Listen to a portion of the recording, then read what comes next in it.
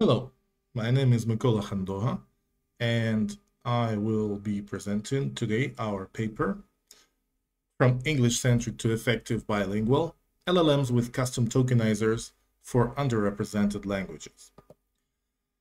So the problem that we're trying to attack here is multilingualism and why multilingual LLMs actually struggle. What is the curse of multilinguality and why it happens?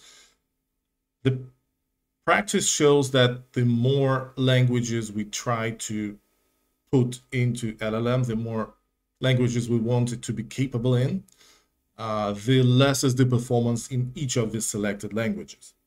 And that mainly comes from two reasons. First reason, which is pretty evident, is the training data set imbalance. So basically, in current modern LLMs, the non-English data makes up less than 10% of the training data altogether, which means every single language gets less than 1% of the training data, which obviously impacts its cultural alignment and also leads to broken language very often, making the LLM express itself in a language that is not natural and sometimes not even correct at all. The second reason that is not so widely discussed is vocabulary composition. We have too few language-specific tokens in a LLM vocabulary, which leads in turn to bad language representation, noisy embeddings, and on the other hand, to high token per word ratio, which entails big computation costs, bigger, sometimes times bigger, than for the same amount of text than English, for instance. So what we propose to attack this problem? First of all, we propose making models bilingual, not multilingual. So English-Ukrainian, for instance, or English-Arabic. And then we follow these 4 steps to make sure that it leads to improved performance. First, most crucial step is partial vocabulary replacement, which we will discuss in the next slides. Then we reinitialize the embeddings of the new tokens that we have introduced to the model. Then we do continual pre-training, ensuring that the new tokens are adopted by the model, and eventually we do benchmarking and we check if the language model produces has become any better. So first of all, it makes sense to discuss tokenization. Why do we need it and how is it performed? Tokenization is necessarily to turn natural text into vector embeddings. Vector embeddings is something that is processed by the LLMs, by the transformer type models, while natural text is something that humans can understand. So how do we find a bridge between the two? The bridge is basically splitting the text into subwords, which are then turned into embeddings. So each LLM has a fixed vocabulary of these subwords, which the natural text is turned into when it's fed into the LLM. Then the text is split into tokens, and these tokens, each of these tokens has an embedding vector that corresponds to it, that is eventually goes into the LLM, into transformers, and allows to process the text and to produce, generate new text out of it. The larger the vocabulary is, the shorter the sequence of tokens becomes, and also it allows for more nuanced text representation, more fine-grained representation of natural text to the model. So basically here you see a diagram of how tokenizer is trained and then how is it used in a model. So basically we have a training corpus of natural text, then we use an algorithm. Could be sentence piece, and most of the time it's sentence piece, but there are a few others that basically look for the most frequent subwords and optimize the process, composing a vocabulary. So then these subwords compose a vocabulary of a fixed size, of a predefined size. Then this tokenizer model that includes the vocabulary and the sequence of replacement of tokens, text being turned into tokens. This becomes essentially part of the model. And then once we process text, we turn text into tokens. Tokens in place are turned into embeddings, which are trainable during the training of the model. So those can change. And eventually we come up with a sequence of embeddings that LLMs can process. I will give you an example of tokenization of more or less the same phrase by Mistral Tokenizer. And you can see that in English, we have 4 words and essentially 4 tokens. So this 4-word sentence becomes a reasonably short sequence of tokens. On the other hand, if we try to do the same in Ukrainian, we have only 3 words. However, the tokenizer is splitting it into way more tokens than in English. Because basically these are the small tokens that we have in our vocabulary. We have less tokens in the vocabulary, which means those tokens are shorter character sentences. So we end up with something about 10 tokens instead of 4 in English. In Arabic, the situation is even more dramatic. We end up with something like 20 tokens.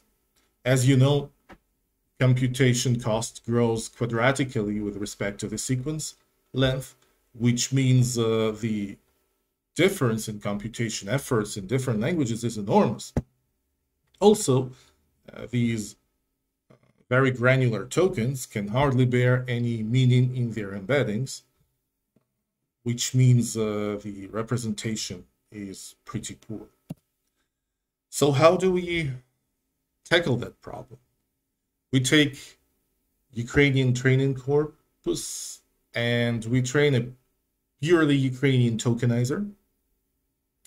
Then we take a Mistral tokenizer, standard Mistral tokenizer. We remove all the non-Ukrainian and non-Latin tokens, and then we merge the Ukrainian tokenizer that we've just trained into that of Mistral.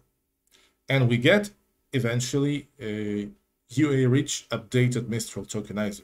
I give here Ukrainian language as an example, but we do exactly the same for Arabic, Georgian, or any language of interest.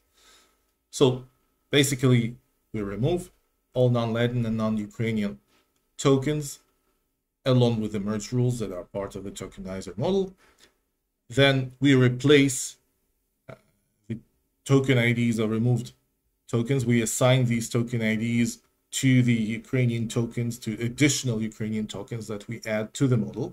Then we also add the merge rules for the updated tokens.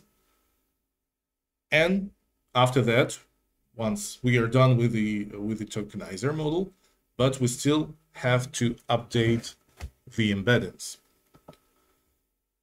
But first, let's see what it gives us. Basically, the tokens to words ratio is an inverse proportion. Basically, it's proportional to the logarithm of the vocabulary size. So the bigger vocabulary is, the smaller tokens per words ratio becomes, but it's a logarithmic dependence. So at some point, so it grows pretty slow.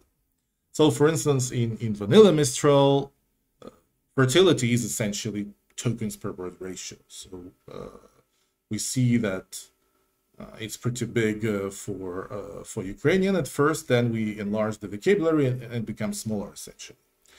We did the same exercise for Gemma, obtaining the different numbers. But the dependence is the same. I draw your attention to the fact that we have really few Arabic tokens and even fewer Georgian tokens. This number 29, it doesn't even cover the Georgian alphabet. And then we do reinitialization of the embeddings. While the embeddings are trainable, it is still better to give it a warm start. And we use the following heuristics to initialize these embeddings with something that is closer to their meaning, basically just expressing the new longer tokens through existing tokens, and then we just take the embedding vectors, we express the embedding vectors for these new tokens as the arithmetic average of the embeddings for the tokens that those new bigger ones are composed of. And then, of course, we need a round of continual pre-training. So we have used 8 A100s for the continual pre-training of our models. And on the following graphs, we illustrate the process of adoption of the new tokens during the continual pre-training over the first part of the training. We didn't include the rest because the situation stabilizes there. So let's start with Ukrainian. It starts with, so basically the models are prompted in Ukrainian language. However, due to lack of proper training in Ukrainian, they quite often the model responds in English instead of Ukrainian. So these are the tokens that the model responds you with, always being prompted in target language, in Ukrainian in this case. We can see that despite being prompted in Ukrainian, about half of the time it responds you in something that is not Ukrainian, and it uses Ukrainian tokens in about other half of times. However, while we start training, we see that the usage of English tokens in its responses drops pretty quickly, while at the same time, two other curves grow, which are old Ukrainian tokens. So at the beginning, the model had poor vocabulary in Ukrainian. However, it learns to use that one, and it also learns to use the new tokens, the ones we have introduced to its vocabulary. So at first we see both grow at the expense of English tokens that plummet. And then we see that after a few hundred steps, the model learns to use new tokens instead of the old ones. So the old tokens decline a little bit, still resulting in more than they used to be used, but now they make up about 1/2 of the tokens in the output, which is natural because these are shorter tokens, more frequent, more basic. However, almost 30% is now expressed through these new tokens that we have introduced, which makes perfect sense and illustrates the picture very well. The situation is a little bit different in Arabic because apparently the model has even less exposure to the Arabic language. So basically being prompted in Arabic, it nearly always responds in English. And then again, we see that in the course of training, the fraction of English tokens goes down pretty quickly. And okay, we see that again, the old Arabic tokens, the tokens that are already in the vocabulary, go up a little bit. However, then it goes down because the model actually learns to use the new tokens. And since we had very few original tokens in the original vocabulary, now this makes up only a smaller fraction, like 22% of the output, and new tokens take it over completely. So again, we see how the model uses the new tokens and learns to use those. Something similar happens with Georgian, but the fraction of all tokens is even smaller because we didn't have we had almost none of these tokens. And you see there are byte encoded tokens here because, as I've said before, the Mistral vocabulary doesn't even cover the Georgian vocabulary. It has to fall back to byte encoding tokens, where every token is essentially two bytes. And we see again that, okay, it grows at first, but then, okay, it plummets and basically goes to nothing because the new tokens are like 99% of what will be used further. So I think the three considered languages make up three very good examples because the picture is a little bit different for the three. Okay, so we use three evaluation metrics to make sure that we improve after this vocabulary extension and continual pre-training. So we use three metrics, which are the ratio of non-existent words, basically words that make no sense, that the model hallucinates. The code switching word ratio, where model mixes different alphabets or different characters, like Latin plus Cyrillic. And we have grammar correctness score. We use LLM as a judge to assess the grammatical quality of a generation. The higher, the better. And the results show that the vocabulary extension, basically the pre-training, okay, here vanilla model is vanilla Mistral, no additional tuning. Tuned Mistral is vanilla Mistral that goes the same continual pre-training, but no vocabulary extension. And ours means vocabulary extension plus continual pre-training. So here we can see that while basically code switching goes to little numbers even without vocabulary extension, but the fraction of new words becomes a bit smaller, and what's most important, the grammar gets significantly better, and the continually pre-trained vanilla model cannot compete, which we attribute completely to the better expressiveness of the representation with the new embeddings. So the conclusions are the following. Vocabulary size is extremely important for the language quality, and basically if we fix the vocabulary size, it allows us to avoid code switching, avoid hallucinations, and also the grammar becomes much better, which seems to be an aspect that people don't discuss that often. Mainly people just talk about putting more data and then training over the data. And but we show that a simple vocabulary extension actually improves significantly grammar in Ukrainian and in Arabic.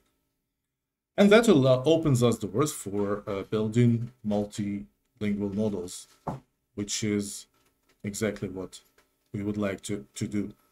Thank you very much for your attention, and thank you for coming.